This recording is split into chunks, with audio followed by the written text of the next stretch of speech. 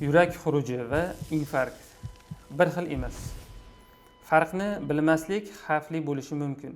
Assalomu alaykum. Bugun odamlar eng ko'p adashtiradigan mavzulardan biri haqida gaplashamiz. Ko'pchilik yurak xuruji va infarkt bir xil kasallik deb o'ylaydi. Aslida esa bu tushunchalar bir-biriga yaqin bo'lsa-da, aynan bir narsa emas.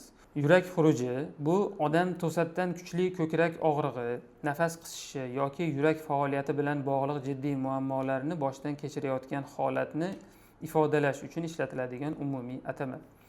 Infarkt esa yurak mushagining bir qismiga qon kelishi to'silib, shu to'qima shikastlanadigan aniq tibbiy holatdir. Infarkt paytida odatda quyidagi belgilar kuzatilishi mumkin. Ko'krak markazida bosuvchi, sanchuvchi yoki siquvchi og'riq. Og'riq chap qo'l, yelka, bo'yin yoki jag'ga tarqalishi mumkin.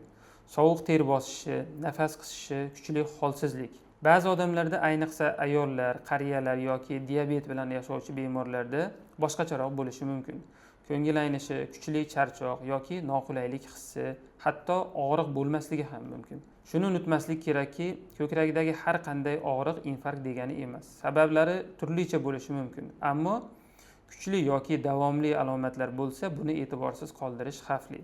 Eng katta xato o'tib ketadi deb kutish.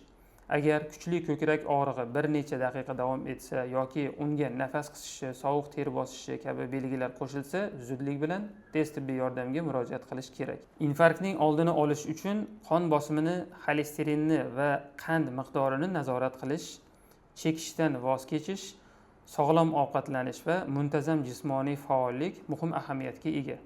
Kasallikni davolashdan ko'ra uning oldini olish har doim osonroq. Agar bu mavzu sizga uchun foydali bo'lgan bo'lsa, videoni yaqinlaringizga ham ulashing, like bosing va kanalimizga obuna bo'ling.